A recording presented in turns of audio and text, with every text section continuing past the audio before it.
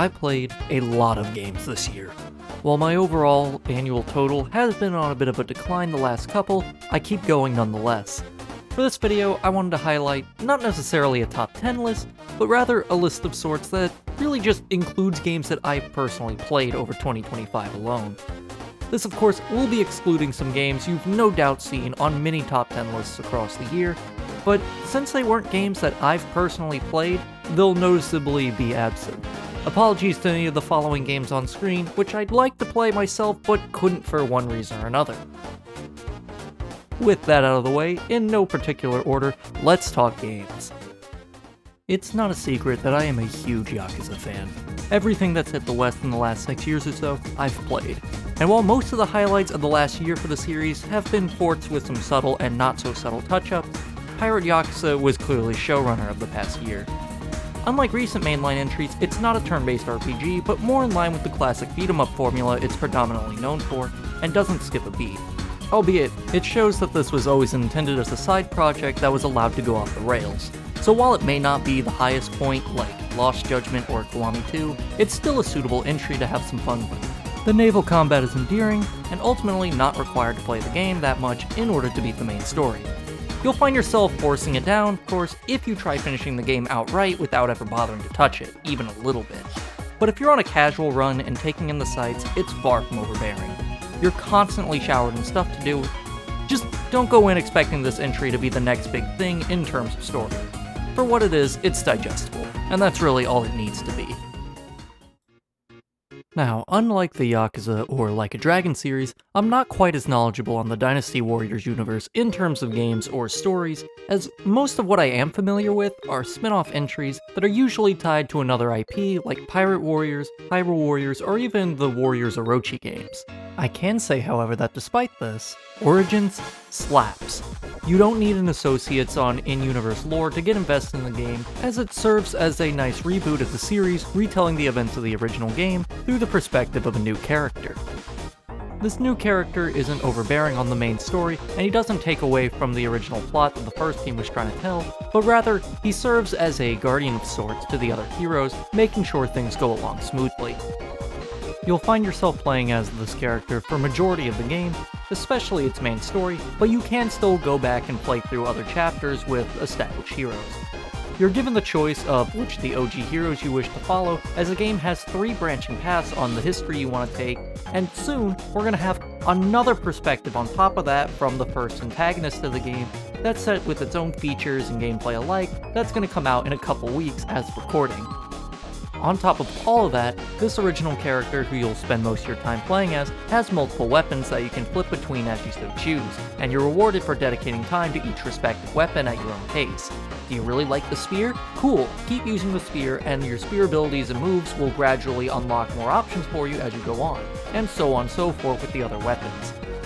There are 10 distinct ones in total that each one has its own combos and movesets that go with it, and if you think about it, each weapon is treated as its own character, so your original character effectively has 10 built into them.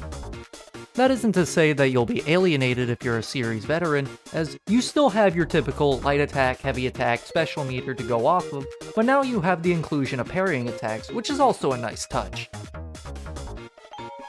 The game as a whole can feel a bit overwhelming at first, but even after just an hour or so, you get used to it pretty quickly. This feels like a natural progression for the franchise that I'm excited to see what might come out of this in the future.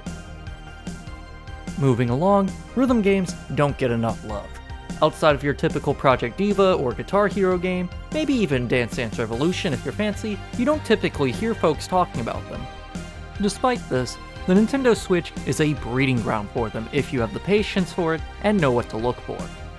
Taiko Tatsujin, Muse Dash, Groove Coaster, Theater Rhythm Final Fantasy, and so many more kept me thoroughly entertained in my college years on that one system alone.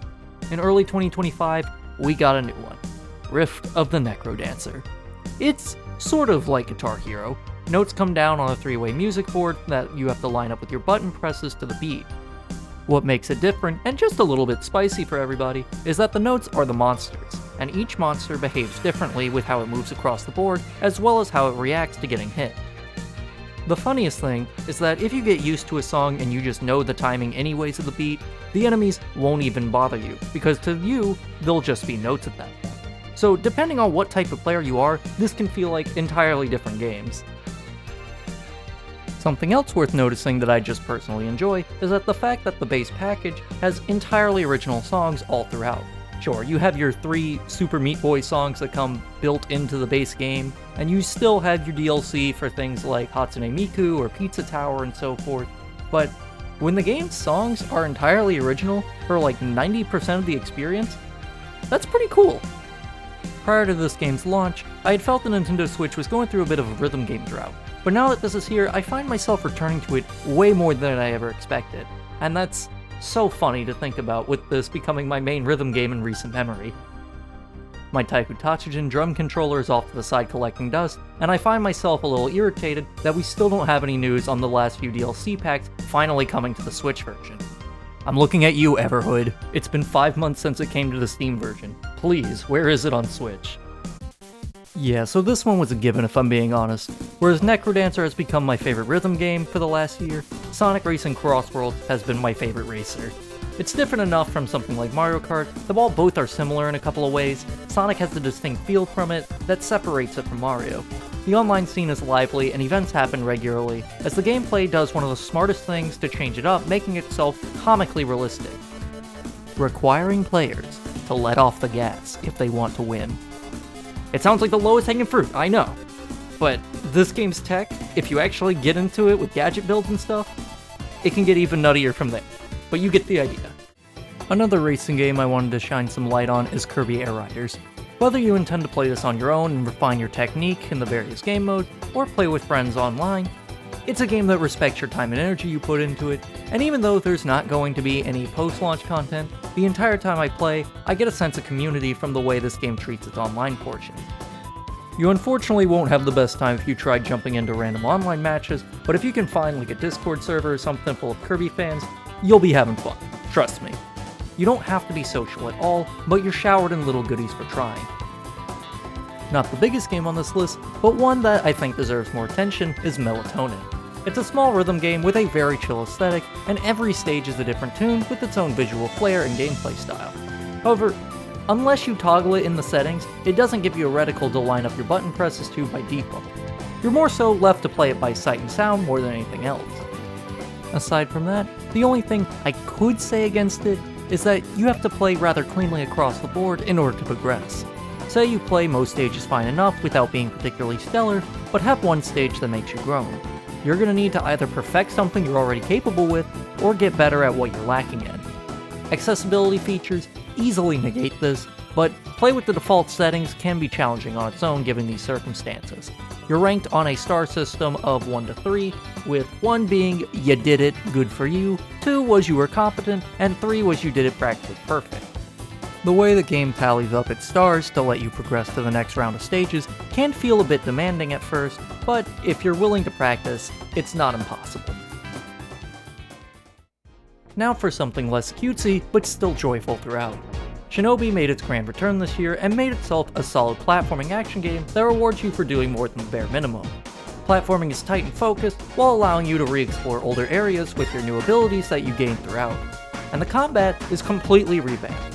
You can easily focus one enemy at a time and tear into them with glee, or spread the damage around to build up various meters and chain attacks together for massive spoilers. It feels so good to play that when I get some time, I totally tend to tackle more of the post-game challenges that I didn't finish on my own. If you haven't played it yet, try it out.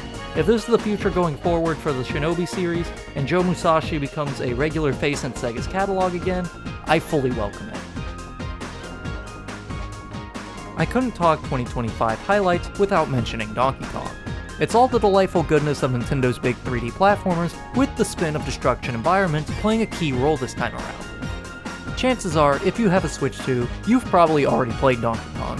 I don't know what else to say that hasn't already been said about this game, but if you need a platformer that'll keep you busy for a couple of weeks, make this one of your stops. Unlike the Switch 2, however, this time we'll go towards the PC crowd and talk about something that came out what I'm realizing has been almost an entire year since its release. Ina's Dream Barbecue came out earlier in 2025, And if you're a fan of games like LSD Simulator or Uniki, this is 100% a game that's up your alley. Whether you intend to just wander aimlessly and take in the sights, or go out of your way and find old side objectives, no matter where you are or what you're interacting with, there's bound to be some strange novelty to pop out of the woodworks at you. Not only that, and I mean for crying out loud, listen to some of this voice acting real quick and you tell me. Yes, I am the boss. そんなわけないだろう、アホか。真に受けるなよえな。こいつはボスなんかじゃない。Quoi? J'espère que vous racontez des conneries de prolétaires. Vous arrivez trop tard. It's more of a lifestyle. That's my destiny. What more could I do? God knows the rest. Ew, I am nice to you, and this is the thanks I get.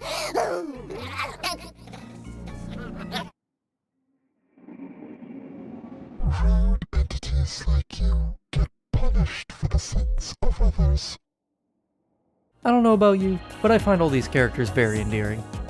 And it is a game that we surely haven't seen the last of. The game is currently free on Steam and does have alternate endings, so give it a try if you want to be mesmerized with a friend for a couple hours.